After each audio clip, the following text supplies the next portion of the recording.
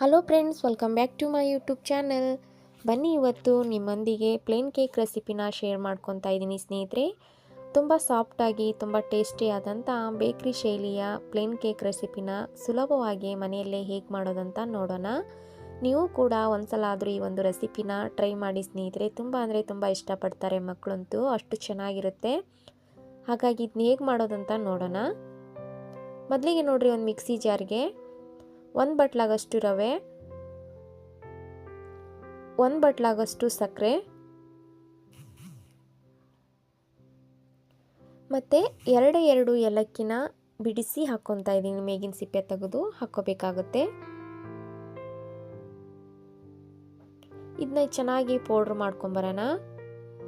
ಇವಾಗ ಇದಕ್ಕೆ ಬರ್ರಿ 1 ಬಟ್ಲಾಗಷ್ಟು ಮೊಸರು ಮತ್ತು 2 ಸ್ಪೂನ್ ಆಗಷ್ಟು ಅಡುಗೆ ಎಣ್ಣೆ. ಇದನ್ನು ಕೂಡ ಚೆನ್ನಾಗಿ ಮಿಕ್ಸಿಗೆ ಗ್ರೈಂಡ್ ಮಾಡ್ಕೊಂಬರ್ಬೇಕಾಗುತ್ತೆ. ನೋಡ್ರಿ, ಈ ರೀತಿ ಗ್ರೈಂಡ್ ಮಾಡ್ಕೊಂಬಂದಿದ್ದೀನಿ. ಇವಾಗ ಇದಕ್ಕೆ 1 ಬಟ್ಲಾಗಷ್ಟು ಮೈದಾ ಹಿಟ್ಟು ಮತ್ತು 1 ಕಪ್ ಆಗಷ್ಟು ಹಾಲು ಸೇರಿಸಿ ಚೆನ್ನಾಗಿ ಮಿಕ್ಸ್ ಮಾಡಿ ಮತ್ತೊಂದು ಸಲ ಮಿಕ್ಸಿಗೆ ಹಾಕ್ಕೊಂಬರ್ಬೇಕಾಗುತ್ತೆ.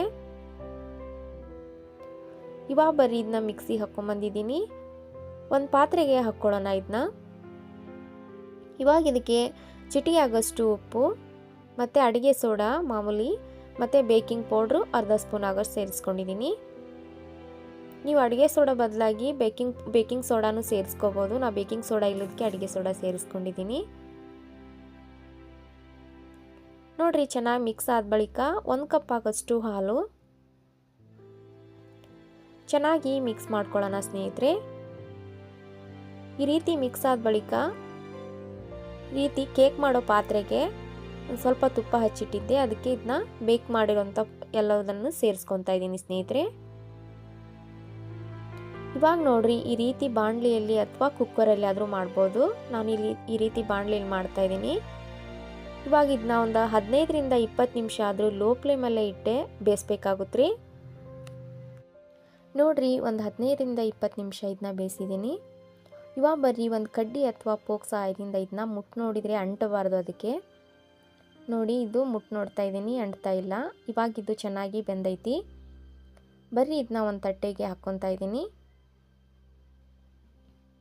ಬಿಸಿ ಇರುತ್ತೆ, ನಿಧಾನವಾಗಿ ಇದನ್ನ ಹಾಕ್ಕೋಬೇಕಾಗುತ್ತೆ. ನೋಡ್ರಿ, 2 ಕಡೆ ಬೇಸು ತುಂಬ ಚೆನ್ನಾಗಿ ಬೆಂದೈತಿ.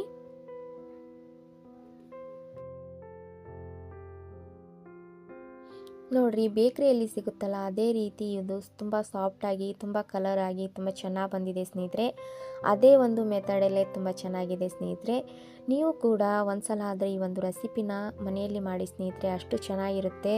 ಮಕ್ಕಳಂತೂ ತುಂಬ ಇಷ್ಟಪಡ್ತಾರೆ. ಹಾಗಾಗಿ ಈ ಒಂದು ರೆಸಿಪಿನ ಹಿಂದೆ ನಿಮ್ಮ ಮನೆಯಲ್ಲಿ ಮಾಡಿ ನೋಡ್ರಿ. ಇವಾಗ ಇದನ್ನ ಕಟ್ ಮಾಡ್ಕೊತಾ ಇದ್ದೀನಿ. ನಿಮಗೆ ಯಾವ ಶೇಪಲ್ಲಿ ಬೇಕೋ ಆ ಶೇಪಲ್ಲಿ ಇದನ್ನ ಕಟ್ ಮಾಡ್ಕೋಬೇಕಾಗುತ್ತೆ. ಮನೆಯಲ್ಲಿರೋಂಥ ಪದಾರ್ಥಗಳನ್ನೇ ಬಳಸಿ ಕಡಿಮೆ ಸಮಯದಲ್ಲೇ ರುಚಿಯಾಗಿ ಮಾಡ್ಕೋಬೋದು.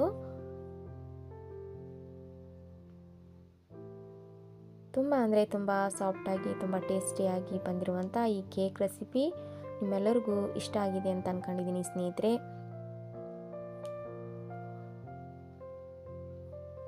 ತುಂಬ ಸ್ಪಾಂಜಿಯಾಗಿ ತುಂಬ ಅಂದರೆ ತುಂಬ ಟೇಸ್ಟಿಯಾಗಿ ಬಂದಿದೆ.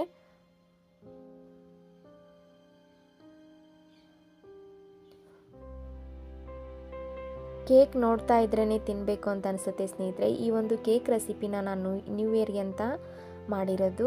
ಹಾಗಾಗಿ ಈ ಒಂದು ರೆಸಿಪಿನ ನಿಮ್ಮೊಂದಿಗೆ ಶೇರ್ ಮಾಡ್ಕೊಂಡಿದ್ದೀನಿ. ಈ ರೆಸಿಪಿ ನಿಮ್ಮೆಲ್ಲರಿಗೂ ಇಷ್ಟ ಆಗಿದೆ ಅಂತ ಅಂದ್ಕೊಂಡಿದ್ದೀನಿ ಸ್ನೇಹಿತರೆ.